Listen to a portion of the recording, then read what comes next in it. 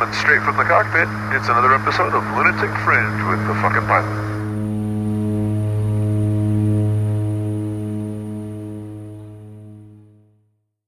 Ready, set, go. All right, once again, back in the can for another edition of Lunatic Fringe Into the Void. I am the fucking pilot, and on the other line, oh, this is going to be a fun one. I've been waiting to do this for a while now, and she actually agreed to do it. So tell me, who the fuck are you, and what do you do? Hi, I am Naomi, or Nomas. Or Nom Nom. I'm a skydiver. You're a skydiver. You're a skydiver named Naomi. That's pretty fucking broad description. That's pretty much what I do. You don't get to be nervous talking to me. You and I have had way too many bizarre experiences for you to be even a little bit nervous talking to me. Fuck that. That's not. I'm not nervous. Nah. All right. So you're a skydiver. Where are you a skydiver? You jump out of airplanes, but I mean, that's what you do for fun, or that's what you do for work? It's pretty much what I do. So I jump at the moment. I'm jumping at a place called Skydive Mossel Bay. It's not a huge operation, but it's a very good-looking place and a really nice place to just chill and relax, I guess, and just skydive and do stuff. I've heard it's supposed to be a spectacular place. It's beautiful. Yeah, very cool. Now, so you're jumping there, and we'll get into all the details of what type of jumping you do and all that, but I want to know how you got started in it. Were you like an extreme sports enthusiast as a kid? Were you one of these kids that was like jumping off the roof into trees and shit? Or, you know, how did you get into jumping? Well, there was the odd occasion of me taking an umbrella and leaping off of walls and seeing if I could actually land it. Nice. That didn't really work well. But no, I wasn't. I've always done sports in school, all of the sports that was available pretty much. I mean, I started jumping when I was really, really young. I was about 14 years old, and my mother actually wanted to go skydiving, and she decided that she didn't want to do it alone. And she actually convinced my sister and myself to go do AFF with her. I had no idea what skydiving was at all. Well, at 14. I was still going through puberty, man. No idea what's happening in the world. Sure. So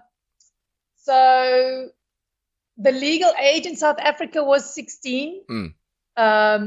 So basically what we did is we lied. Of course. My sister was 16. My sister was 16 at the time. She had just turned 16 like 4 days before we started jumping. And so it just worked out well. I didn't have an ID yet, and it was kind of at that age where you may or may not have an ID yet in South Africa. Right. So we just hadn't applied for it yet, if you know what I mean. Oh, yeah. And then we basically just told those people at the drop zone, because my mom was there signing it off anyway, that I was 16. So I had to pretend my birth date was my sister's birth date. And then she had to make her birth date my birthday to make her actual 18. So I was 16 and she was 18 at the time. But we were 14 and 16. So wow. It's kind of weird. Yeah. What was your dad around? What did he think about this? Oh no, my dad's not he's not really good with adrenaline scenarios. Okay. Well, what did he think when his wife, baby mama, is dragging his two daughters out to throw them out of an airplane with her? I actually have no idea. I just know he wouldn't come with, for instance. Like when we went bungee jumping for the first time, we were in Zimbabwe on the bridge. And I've done that jump. We walked onto the bridge and we saw that there was a bungee jumping. I mean, this is me. I think I was 13 and my sister was 14 or so. Like we're like 13 months apart. Right. We walked onto the bridge and saw the bungee jumping and we were like, let's go bungee jumping. And then, it wasn't even a second, and my dad was already walking backwards off the bridge. He was like, Uh, 180, and he just went. So Vict- he's not big on that sort of thing. right. Now that's Victoria Falls, yeah? Yeah. So isn't Yes. that's supposed to be, or wasn't it one of, if not the tallest bungee jumps in the world? At the time, it was the highest commercial jump, but now the next one after that was the one here, very close to where I am. Actually, I think it's about an hour's drive or so. It's called the Blowkrans River Bridge. Mm. That is about an 800-foot drop. That's quite a drop. But I don't know if it's still the highest in the world, but it was after the Vic Falls one. Yes. Mm. Well, I did Vic Falls with my daughter a few years back, and I remember thinking it was dramatically sketchier than skydiving when I could overhear people talking about the chick that had died like a week before on that bungee jump. Yeah, no, it's scary as hell, dude. Oh yeah, no, it's scary. fucking proper sketchy because you're walking across that bridge and everybody and their uncle is trying to sell you trinkets from Zimbabwe while you're, trying to deal with your mortality as you're getting ready to get strapped up by a guy who clearly does not give a fuck. No, and it's super low. Oh my God. That is not high. No. So the ground rush is quite epic. Yeah. Oh no, they let you go way down there. There's no doubt about that. All right, so you kind of had it in your blood, and your dad didn't, but your mom talks you into going out and doing AFF. So you started at 14 years old. Did you go through the course? I mean, what happened with that? Did mom? So my mom and my sister and myself all went through the course, except my mom. I think she should have done the first jump.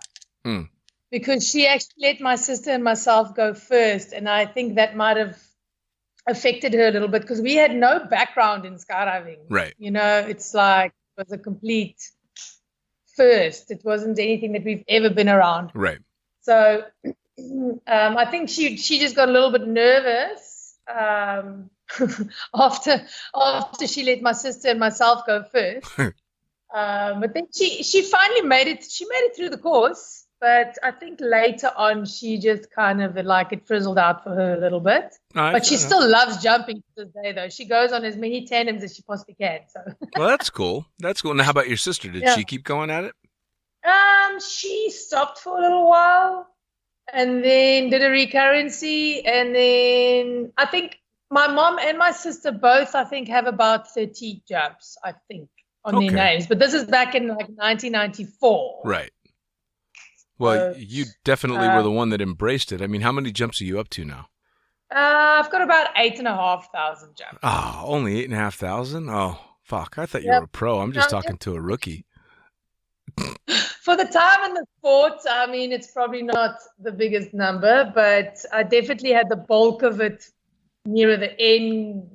Sure. Well, anybody listening to this... I started jumping lots when I had about 1,500 jumps. So. Well, anybody listening to this podcast that's either just getting started in skydiving or doesn't jump and is just curious is thinking, she's fucking jumped out of an airplane 8,500 times?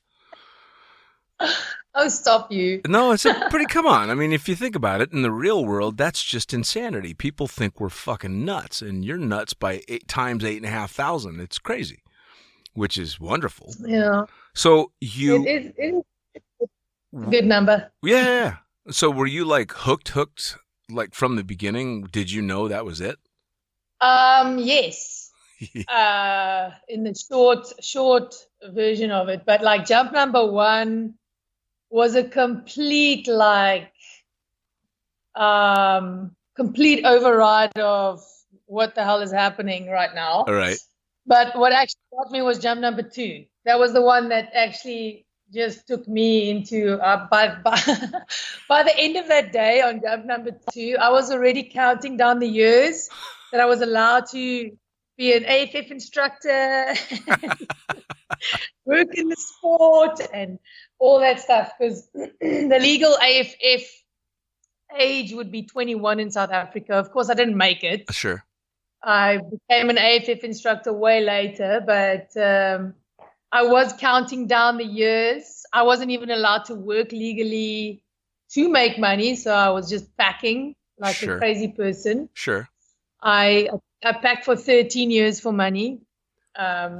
Just to pack for myself, because we did the AFF course, but that was it. So, the rest was, I'm very thankful for it. So my mom helped me out with the rig and AFF course, but the rest was moi. Wow. That I had to do all that. She was super supportive when you decided this is it. Well, no, I don't know if she knew to what extent or realized to what extent I had decided this was it yet, to be honest. I suppose the important question is, has she figured that out by now? She did. There's a story attached to that. Please expound. Let's hear it. So I wanted to just, instead of go study something normal, what I really wanted to do was take you would call it probably a gap year or something, and go skydive a lot so that I could get all my ratings and everything else. But I had to go to college, which I didn't mind because I was studying art in any case in high school. I went to an actual art school. Okay. Specialize in art. But then, so I went and tried out graphic design and advertising as my study field, which is a great route to have gone into. But, I bunked college so that I could go skydive if there was skydiving in the middle of the week. Oops. And on one of such occasions, I actually ended up hooking myself into the ground and breaking myself quite badly. Oh. And with that, by the way, that was at jump number 187, which was before the days that there was even cross-brace parachutes really out, and it was also before the days where there were any sort of rules regarding anything for that matter. Right. Skydiving wise, it was a little early, and when I had broken myself, I think there was a bit of a question of whether I should be keeping my gear. And it wasn't from me, it was from my mother. And then I basically was like, no, you're not selling my gear. It wasn't like she was trying to stop me from jumping. It was just like, oh, she's broken herself. Maybe she doesn't want to skydive anymore. Sure. That was pretty much okay, no, this isn't going to end soon. Right. Oh, no. So it sold. The gear didn't get sold. And then it still took me a couple of years to catch up with life in general, Sure. And then basically when I didn't finish college because I was out of it for too long with the break. Right. And then I started working on all the ratings and everything else that I needed to become a skydiver. Dirty poor. Ridiculously poor, but happened eventually. Yeah. Well, God, that's got to be a tough realization for a mother to come to as she's looking at her kid all busted and broken up going, wow, what did this to her is something she is not going to stop doing. Nope. And and ultimately she's got to look in the mirror and go, fuck, I did this. Yes. I mean, but she's made peace with it now. Well, fair enough. She's all supportive. Well, she needs to be, because at the end of the day, you've got ammunition for life. She talked you into going for your first jump. She did. She did I didn't even know what it was. She did it. I mean, come on. Hey, kid, just take a hit. Just one hit. It's not going to bother you. Just come on. Just take one hit. The fuck? Would you like a can? Exactly. Holy shit, man. Talk about setting you down the path. Well, all right. So you're mapping out your future by jump number 2. You're actively pursuing it by completely fucking off college and breaking yourself and refusing to get rid of your gear. When did you really start working as a jumper? Because you said you packed for a long, long time. That's a fuckload of nylon to be packing. Yeah, no, it's a lot. I mean, it was mostly weekend packing. So, I mean, it's not like your average 7-day a week. That was, in those years, it was weekend packing. Sure. So we figured out it was probably about 50,000 pack jobs, I think, Fucking somewhere hell. around there. That's a lot of packed parachutes. Well, now, so let me ask you. Yeah. So you're spending this much time packing, and obviously you're jumping doing it. But if the only work that you can do is packing, that's kind of a burnout profession, which tells me that the community must have been pretty awesome as well. Yeah. Of course. The whole skydiving community is awesome, aren't they? I mean, Well, I mean, yeah, but pretty legit. there's different drop zones. You know, there's the party drop zones, there's the laid back drop zones, there's the ones where as soon as last load, you know, lands, everybody goes home, and then there's those really tight knit communities. But to keep you packing for that long, I'm guessing it had to be a pretty tight knit community, yeah? No, it was pretty crazy. So the drop zone where I was jumping at the time is, at the moment, it's called Skydive Pretoria, but at the time it was still Pretoria Skydiving Club. Okay. And that drop zone set the pace or the direction for my whole skydiving life, you might say. I mean, once I left there, and I didn't have a lot of jumps when I left there. I left to go and work in a tunnel, but once I'd left there, at least I knew that I was going to be okay no matter where I went, because they were probably considered one of the most progressive drop zones in the country at the time, because they've just always never really followed the norm regarding skydiving stuff, and they were always a little step ahead. So all the little base parts of me having to go venture in the big world comes from that place. It was very cool. It was very family. It was a very healthy amount of partying and a very healthy amount of community. And yeah, I mean, you were looked after, and it was a little piece of paradise anyway. I mean, my whole high school career, I was there every weekend. Wow. So I didn't actually get to do the normal kiddie grow up party world. I did more of a drop zone grow up world, you know. Ooh, that's growing up on fast forward and a whole lot more fun. Yeah, no, it was great. Oh yeah, I bet. Well, how Look at me cool is now. it? Right? How cool is it now that that Skydive Pretoria is owned by Billy and Angie? Billy and Angie, yeah, man. I Good mean, peoples. come on. I absolutely love them. They're fucking fantastic isn't people. It crazy? It really is. I mean, it all just seems to go full circle, and the skydiving world is such a small world. You know, I mean, if you're in it for any length of time, either you know them or you know somebody that knows somebody. You know, I mean, it's amazing that they've taken over this drop zone that kind of molded you in the beginning, which is fucking cool. Yes, no, it's kind of I don't know, the universe does some crazy things. Sometimes you just got to sit back and watch it do its job, or whatever it is that it's doing. I don't understand, but yes. Yeah. So you went from Skydive Pretoria to working in a tunnel. How did that happen? Man, funny that we just spoke about Billy. So Billy Sharman and I met each other, I think it was 2003 or 2002 or 2004, but also at Skydive Pretoria. All right. And then he was also just packing, you know, he was just and he actually packed under my concession for a little while. Nice. But so he had moved to Abu Dhabi in the United Arab Emirates to work in a tunnel there.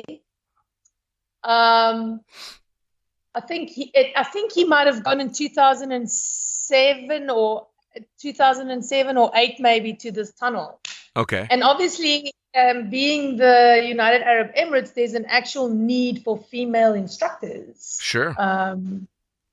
Just, you know, for everybody to be able to have a good time. Sure. So Billy knew of me, and at that time they were looking at big, strong chicks. Okay. To the tunnel. There wasn't really an easy way to get into tunnels at that point. So He actually called me up knowing how maybe physically able I would be Okay. at the time for their process to make tunnel instructors. And he called me up and he just said, "Hey, how Wow. would you like to be a tunnel instructor?" I was Had like, "Damn, boy, had you had I'm any tunnel in." experience? Nothing. Oh no, I did. I think an hour in the Bedford Tunnel in maybe 2003 or 4 or something. Wow. Can't even So remember. It was like, this is back when you could get a job in a tunnel because you'd been in one once. no, well, you could get a job in the tunnel without any tunnel time, no matter what, because they train you Oh, to not become a tunnel anymore. instructor. Not necessarily a flyer, but at least a tunnel instructor. They teach you how to catch. God, you got to So anybody, sacrifice your firstborn to get in the tunnel nowadays. oh, is it? I mean, I don't know. This was back in 2009, so I don't know. Right. I don't know what it's like. So you went out and started working in a foreign tunnel. So you left South Africa and went to go be a tunnel instructor somewhere you'd never been before because Billy called you and said you should try this. Well, I mean, of course, because of the previous little hour I did in Bedford in whatever 2004, I think it was, or 6. I'd known what it was, and he knew I was probably going to be able to do the job. Sure. So I knew exactly what it was, and I mean, it's not even something that you would like even consider not doing at that Sure. point in Of your course. life. Of course. Come on, that's a stupid question. Where's my ticket? Let me come over. Right. No, absolutely. Well, I don't blame you for a second. Well, it's funny because when you and I met, you were still a very active tunnel instructor and one of the people that was teaching me to get on my head in the tunnel. And by the Yeah. time you and I met, you were beyond an accomplished tunnel instructor and just kind of a badass flyer. Oh, I can you. see you blushing from here. I'm but blushing. you know it's true though. I mean, come on. You were holding your own with literally the best tunnel flyers in the world. How cool is that? Oh, that is pretty cool to know. Thank you, Dean.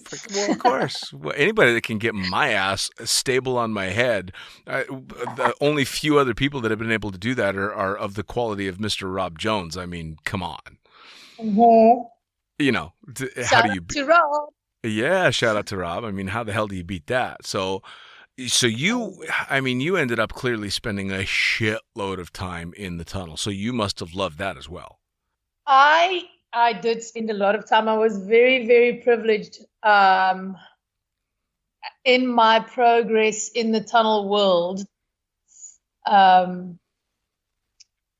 was a lot of free time, you might say, just because of where it was. And Sure. they all want you to be the best ever. So they just be like, go fly, become the best. Go. We want the best people in. So, of course, I milked that because it was wonderful. Absolutely. Of course. Well, why Really wouldn't you? love it. Yeah, it's definitely a sport on its own. I mean, yeah, okay, it helps with free fall skills, but it's really a thing on its own, you know? Sure. It's just a nice, other awesome flying thing to go do, you know? Do you think, I mean, is it a completely different sport? I mean, it's different angles and different techniques for tunnel as opposed to in the sky, but it's still pretty much brother and sister, isn't it? They go very, very hand in hand with each other. Definitely, like I said, I mean, free fall skills, but a tunnel is not going to teach you how to exit an aircraft. No, of course or not. fly your parachute, you know? Or I mean, behave well on a tracking jump. Healthy, you know? Yeah, no, it definitely Unless doesn't give you the basic skills. I mean, it can help, but it doesn't hand those basic skills to you. Those are the only things you have to earn those in skydives. And like I was just saying, in fact, you leading tracking jumps more times than I can count, telling me I'm keeping my feet the wrong fucking way or exiting wrong or doing this or that. You can only learn that shit jumping out of airplanes for sure. But don't you think that the tunnel creates pretty amazing flyers in the sky as well?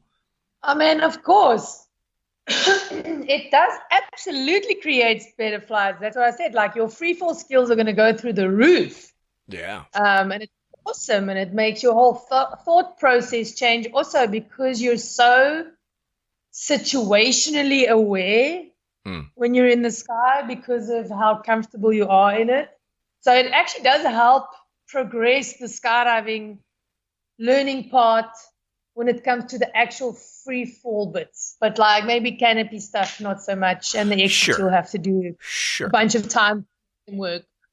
Well, now you've worked quite hard doing load organizing and free fall coaching and all this stuff in skydiving as well as in the tunnel.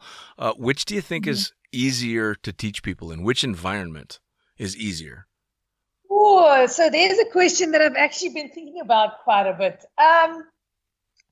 For me, because I have skydives and I have tunnel time and I quite literally specialize, like I wouldn't say specialize, but that's kind of what I do most of the time when I skydive is coaching. Right. And obviously when I was working in the tunnel. But I think I can only say because I'm in South Africa right now and we don't actually have tunnels. The fact that we don't have tunnels, but at least I have a bit of that background, for me, I can actually bring that to the sky quite well. And I'm not saying it's not that for other people, but this country has no tunnel. Sure. So the people have to learn from scratch without any input from a tunnel. Sure. For the free fall. So it has definitely helped me make that not so hard for me to do. Sure. Because of the fact that I've had the tunnel and the skydive. Sure. But I don't know what it would be like if I didn't have the tunnel, what it would be like to be the coach in the sky or the tunnel. Because either or, it's all about what you tell people beforehand, right? So sure. Okay, there's in-sky coaching going on, but it depends on what you tell people beforehand. Sure. Tunnel and sky. So absolutely. For me, I think it's the same kind of thing. I kind of look at, and it's just because I'm old, and I've been in this sport for a long time. Okay. But I find it thoroughly entertaining to learn how to free fly in a tunnel because I know how to free fly. And let's say that the word "no" is very loose. In my case, I can free fly in the sky, but I had to learn that the old way, 45 seconds at a time. So I had to learn to sit fly jumping out of an airplane and fuck it up all over the place. And same thing with flying on my head. And the fact that I suck in the tunnel and it takes so much work, I could give two shits about because I had to learn to do that jumping out of a fucking plane. So, and again, it's just because I'm old. I take great pride in the fact that I learned how to skydive jumping out of an airplane and not in a tunnel first. I am totally with you on that, Dean. Yeah.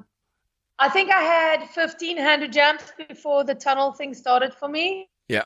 I'd already had the South African AFF rating at the time. I mean, nice. we can only get them at 1,000 jumps, so I basically got it at 1,000 jumps. So, I learned the basics of head down and head up, which wasn't called head up at the time.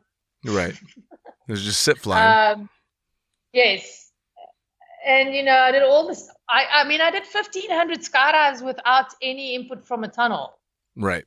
So I totally also take pride in that. I'm totally with you on that. It's a nice thing to have been brought up doing lots of skydives. Well, I mean, it's a lot of skydives. It's a lot. For sure. Well, and I hate to say it because I know that I myself am guilty of it, and I know that skydivers of my generation are guilty of it as well. As you kind of look down your nose at a badass flyer in the tunnel for two reasons. One, they can do a lot of shit that I can't fucking do, so fuck you. And two, you learned in the tunnel, and I had to learn in the sky, and The word cheat wants to come out of my mouth, but it's not. It's a skill. It's a well-earned skill, and I really am trying hard not to talk badly about tunnel flyers because I'm constantly amazed and in awe at what can be done, both in the tunnel and in the sky. I guess I just, I have that old school mentality of you didn't really earn it if you didn't learn it out of an airplane, which I'm trying to get rid of that. You should get rid of that because you have the advantage of having learned skydiving before the tunnel flyer. Sure. But the tunnel flyer has the advantage of being so spatially aware that he's going to learn those things real quick, except for the parachute part and the exit part. Absolutely. It just and believe me, if I were coming up in skydiving now instead of when I did 20-something years ago, I would be taking full advantage of the tunnel. And of course, absolutely. Why would you not take full advantage of the best training that's available? For sure. I mean, I only started that tunnel job when I was 30 years old. And I was like behind and I needed to catch up. And so I took the shit out of that opportunity. Of course. And you totally should. It's literally, this is me being like the old guy that only rides a horse going, those fucking cars ruin the world. It's the same thing. You should watch all trucks. Yes, it's just me being a crotchety old bastard going, what fucking tunnels ruin? No, it's not. It's amazing. I fucking love it. And I actually love the fact that I kind of suck in it because it means that I've still got a lot more to learn, which is by far the best part anyway. Which means you've got stuff to do in your off time. Yeah, shit to learn. Absolutely shit to learn. So you become a badass tunnel flyer and you're coaching in the sky and everything, but you're traveling all over the world as well. I mean, you spent, over the last few years, you spent quite a lot of time in the States too, didn't you? Yes, I did. So we have quite a vigorous visa process for South Africans, But back in 2012, we had this little team called Blue Collar. Okay, I like it. It wasn't a sponsored team, but we were kind of sponsored without being sponsored. Okay. We got an opportunity in the tunnel to go fly in the mornings before the big team got to train. So we had to be up at Sparrow's Fort and go train. Right. So we actually got an opportunity from the drop zones itself, from the managers there, to send us to the US Nationals in 2012. Nice. So as a guest team, as an intermediate VFS guest team, let me just be clear. And that's when I got the visa to go to the States on a visitor's visa. Okay. So I haven't been working in the States. I've just been playing there for the past bunch of years. So Nice. 2012 was the VFS thing. And then after that, I think I found out there was the first world record in head up. And it was like, of course I'm going to go do that. Screw everyone. I don't need a travel partner. I'm going to go do the freaking head up world record. Hell yeah. So 2014 was the start of my real, I'm on a yearly basis going to the States to go do awesome shit because Sure. they are the mecca of skydiving. I mean, they've got I think it was last year they had 38,000 skydivers. Not crazy. I mean, you can just imagine in the summer months what a mecca of skydiving that could be. Like, it just blows up. It's amazing. It's Absolutely incredible. Well, now in all your trips now, how many records have you been on now? Skydiving records. Yeah. World records. Yeah. Okay, so. Fuck, that many? No, not that many. Not that many world records. I only have a few world records. Fuck off. No, I think I have a couple. I don't know if the head up records that we did. The first one we did was a 44-way. And I think literally like 2 days later, we made another record, which was a 52-way. So I don't know if that counts as 2 world records, or just the end of the first head-up world record was a 52 way. I don't know. And Where? By the way, where were you doing these jumps? in Arizona. Okay, at Pretty Eloy. rad. Yeah. Nice. Pretty awesome. Nice. Yeah. I got my AFF ticket there. Yeah, it's a good drop zone, man. It's got some real, the Wild West, dude. Yeah, no. That place is as famous after the sun goes down as it is while the jumping's happening, for sure. It's a good spot. It's a good spot. And some of my favorite skydivers are there. I like them. They're not that noisy, you know? So you did the head up. It was a 52 way, you said? Yes. And then 2 weeks after that, they actually had the first head down record that I went to go do tryouts for selection camp, so ticket camp. So I stayed in Arizona for pretty much almost 3 weeks because I was like, we're going to do this first head-up world record because it's never been done and it's freaking awesome. Right. And it was a lot of fun, by the way. Oh, my goodness, what a fun thing that was. Sheesh. I bet. And then 2 weeks later, they had the tryouts for the world record for 2015, which was in Chicago. And so I ended up getting a ticket there as well to go do the next world record in Chicago, which was the head down record. And I think the number was 164. Wow. 164 officially. Wow. And then last year we tried the 200 way, but there was just so many variables that made it not happen. And we ended up only being able to do like 9 jumps or something. It wasn't enough. I think we might have actually gotten something if we had better weather, but that's the Midwest for you, though. So it didn't happen that time around. And then next year is the Project 19 camp, and hopefully we get 100 babes in the sky holding hands. Wow. So what is it you're shooting for with the Project 19? Shooting for 100 way, and yeah, I hope we get it. Well, hell, I mean, there's a whole lot of motivation behind that one, isn't there? I mean, how did the Project 19 start? And I got a phone call. So there was just a bit of a phone call. I mean, obviously talking to everybody that they were thinking of and bringing in, and Chummy called me and she explained to me what it was. And, you know, I mean, I can only basically choose in my situation one record every now and again because, you know, it's just financially, it's quite taxing on you to go do those things. Oh, yeah. So the female records, and I got to be honest, it's just not the top of my list always because if I'm going to choose, if I have to choose one event every 1 or 2 years, then I would rather go do the big records, you know. I'd rather go for the mixed events. Sure. And I want to go do every single one. I want to go do all of those events, but I mean, geez, you need to go rob some banks to make that happen. Yeah, more than 1 or 2. So, yeah, I just got a good phone call, and the wording was just beautiful, and Jimmy is just great. So, yeah, we get to go do that next year.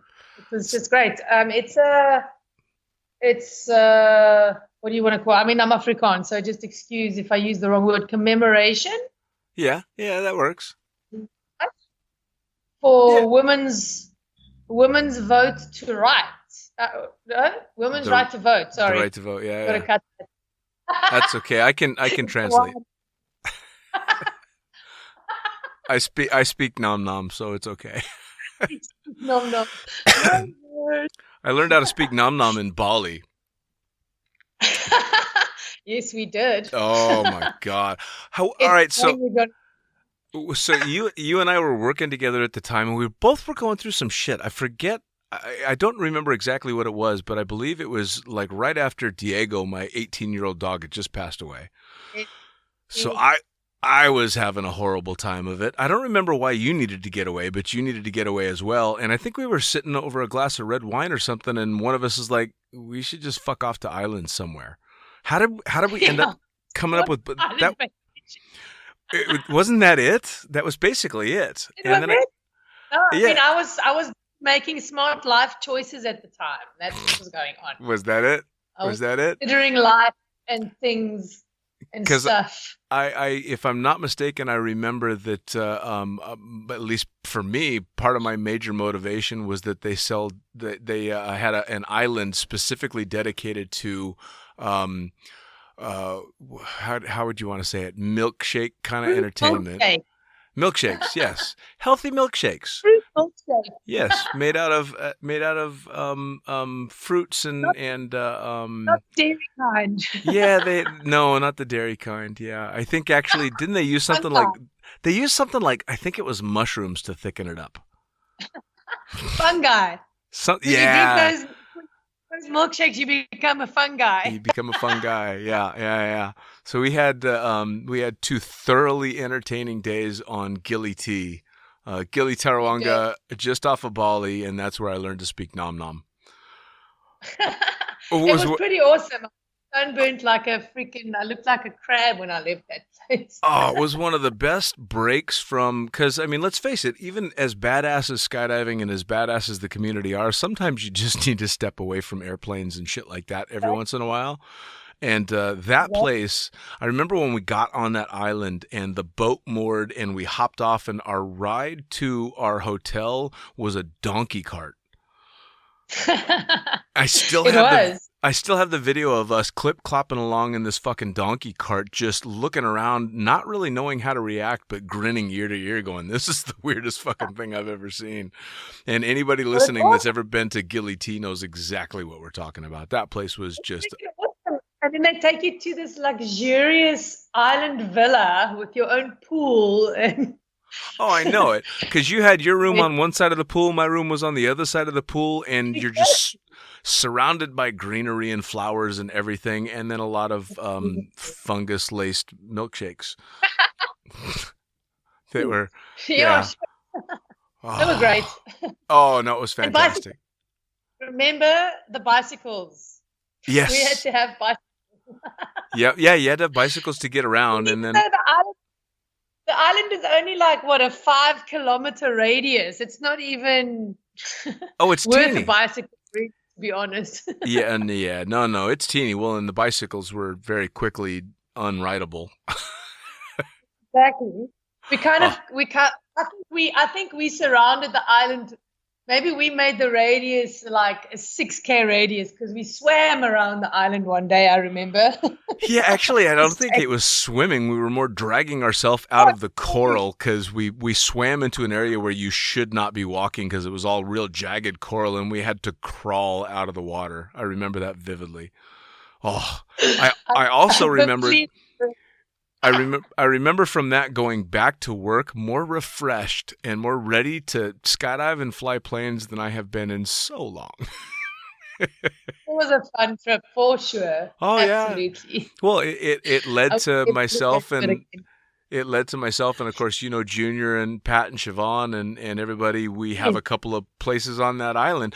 Just a quick note: anybody that wants to rent a villa in Bali, just reach out to me. Just say space for me, please. Anytime you want it. Now, speaking of the future, so we know you're aiming for this record coming next year, but what else comes up for Nomers? What have you got planned? Is there any big things on the horizons? Anything that any new and exciting, or just working on the same hardcore stuff and new students? So I obviously took a bit of a year off this year. Just some family stuff, health issues and that. And so I took a little bit of time off from the big skydiving circuit just to be in country so I can be near my family members and that just for a little bit to see if they're going to be okay. And I was in Pretoria. Obviously, always, during my little travels to the States and back, I always went back to Pretoria because it's where I grew up. It's my home. Sure. But I decided this year that if I'm going to be here for, longer than a year in the country, then I kind of want to go do it where I can have a view. Sure. So that was the one move. It was kind of a bold move because my whole life I've been in country. Sure. Inside the country, not by the coastal areas. I've never lived by the sea before. So that was plan number one, is like, okay, if I'm going to be here at least for a year, maybe longer, then I'm going to do it by a place where I have a view of the ocean. So I found this magic little place called Mossel Bay, and it has a spectacular view for skydiving, and it's a pretty rad little drop zone. So I found this place, and I've been staying here. But, being South Africa is in the southern hemisphere, this is now becoming our busy time. Sure. So basically what I'm doing here at the moment is we've got obviously some AFF coming up because the weather's getting better, temperature-wise. And so I've got some AFF coming up. We've got a December boogie at the end of the year running from the 14th to the 24th of December. Oh, wow. And so I'm organizing at the boogie, and then just maybe some video jumps. I do a little bit of tandem video, some free fly coaching. I've got some students coming next week. So I think I'm looking up. Summer's coming up. So I'm not planning on going very far from here until at least March or April, I think, because I'm trying to go to one of the phase 3 camps of the Project 19, maybe in Seville, Spain. Wow. That would be fun. Yeah. Yeah, but I can't really make plans to go anywhere until then. We've got a big Dutch group coming for 2 weeks in February, so that's happening. Awesome. So, I think, and I'm hoping to go in April. To April. All right, fair enough. Well, now for people that are listening, especially the ones that are interested to jump in country with you, how do they? Where's the drop zone? What's the website? So is it Skydive Mossel Bay? Yeah, it's skydivemosselbay.com actually. So you can just look that up. We have a King Air and some Cessnas, and mostly it'll be Cessna unless it's like big groups and busy time, then we'll fly the King Air. Sure. And I do AFF here, I do free fly coaching here, and also organize. If there's big groups, I'll do organizing, and I also do some tandem video. I've been playing around, but I'm like saying this publicly now, I've been playing around with possibly getting my tandem rating, but I don't want to. You did not just say that. Oh my fucking God.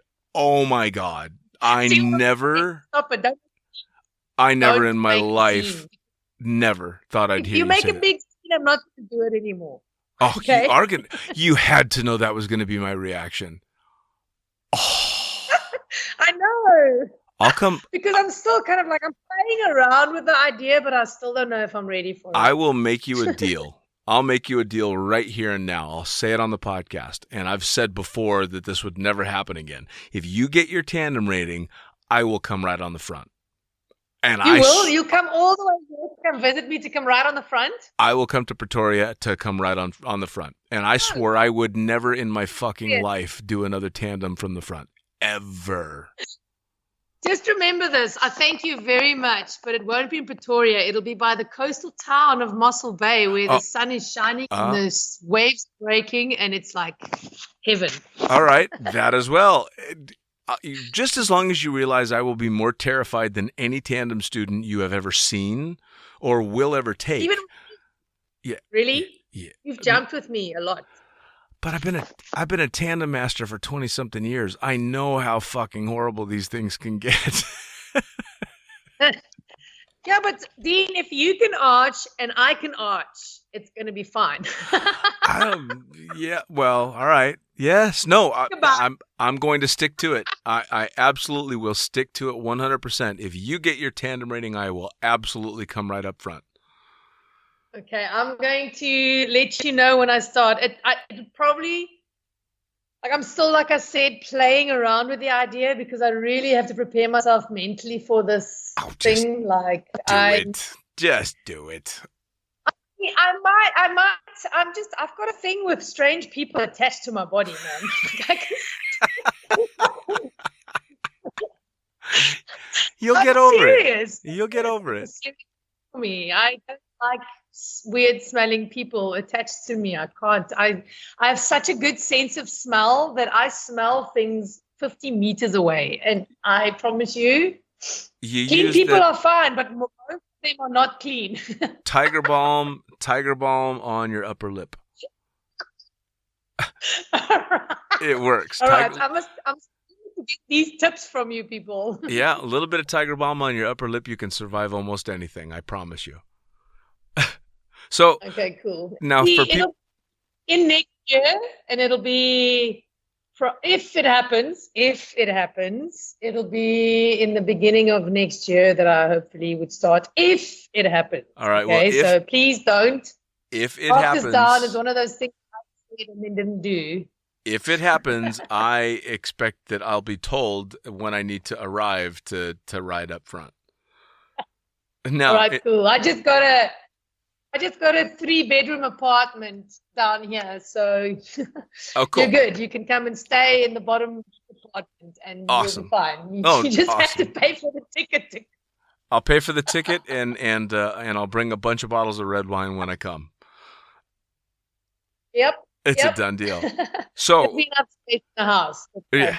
Now, as your season is kicking into high gear, if you've got people listening that want to come get some nom free fly training, they want to get some coaching, they want to do an AFF, and they want to do it specifically with you now that you're listening, how do they find you? Are you on Facebook, Instagram, all that stuff? I am on Facebook, for sure. I'm quite finicky with who I accept on Facebook, so maybe just send me a messenger message first before we just I don't always accept friend requests if I haven't really met you, so just send me a message and we can talk further. Awesome. I am on Instagram. I think because of this year that I took off, I'm not that active on it, but I'm always online, so I'll see if there's a message or whatever going on. But other than that, Facebook, Instagram, I'm not going to give anybody my phone number right now. Oh, God, and no. Also, you can contact me.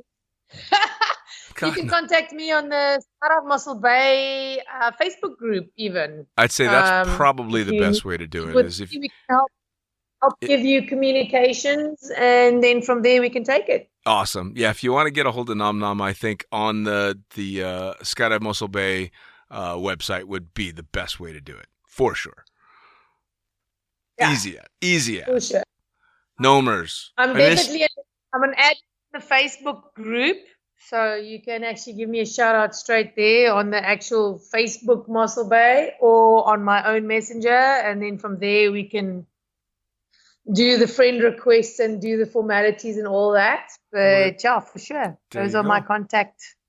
Piece of cake. Easy contact details. Piece of cake. Yeah. Nomers, I miss you. I miss you. Yeah. I miss you. You have to come visit me now. Now I'm going to get my tandem rating just so you can come visit me. That's exactly why I agreed to do it. That's it. I'm not even shitting you. I'm going to show up. I'm going to ride up front. I'm going to wear diapers for when I shit myself, but I'll bring a bunch of red wine, and it'll be a... Mercy throw up on you, because that's why I don't want to do tandems. No, I promise I won't throw up. I'm going to shit, but I won't throw up. So it'll come out the other side. It'll be fine. But if you shit your pants and I smell it, I'm going to throw up on you. Well, I'll shit in free fall. It's going to be fine. Just give me... Maybe give me chicken handles. No, don't give me chicken handles. Fuck it. I'll go full bore. It's fine. I can take it. Man, you'll trust me. It'll be fine. I've got a lot of skydives. So, hello. Yeah. And I mean, say about 6,000 of them are actual jumps with tandems. Yeah, Maybe yeah. 5,000, whatever. But with tandem masters, like, come on. Fair There enough. should surely be some sort of an advantage over there. You should trust me by now. If I'm going to trust anybody, I'm going to trust you with a new tandem rating. So, yes, it's a deal. It's a deal. Well, Cool. Now I'm going to Nomers, get my rating just for you. good. That's it. Just for that jump. Nomers, thank you so much for taking time to sit down and shoot the shit with me. It was awesome, man. I've never shot the shit, but that was my first. You just broke my virginity of shooting the shit. I did. I just took your podcast virginity happily, proudly. Thank you so much for taking the time. It was a blast as always. Obviously, you and I are going to keep up quite a lot, and I'm going to update everybody when you get that tandem rating. Oh, no. Don't share it with everyone. It's not for everyone yet. Only when you get it. Come do the jump with me. When you get it, I'll share it with everyone. Awesome. All right. Love you so much. When is a good word. I love you. Take care. All right. That brings to an end another edition of Lunatic Fringe Into the Void, brought to you in association with the greatest magazine in the known universe, BlueSkiesMagazine.com. Head to BlueSkiesMagazine.com to subscribe to the magazine. Send your pictures there to get them on the cover if you can. Write those articles. Try and get something in print. If you've got something to advertise, they are also where you're going to want to go. For me, I'm the fucking pilot, and you can find me at thefuckingpilot.net. I'm also on Facebook and Instagram and all that, but if you go on thefuckingpilot.net, that's where you're going to be able to find both the books that I've written, the Fucking Pilot book, which is previously published articles with Blue Skies Magazine, as well as The Accidental Stripper, both of them available in digital and print form. As always, thank you so much for joining us. We will see you next week.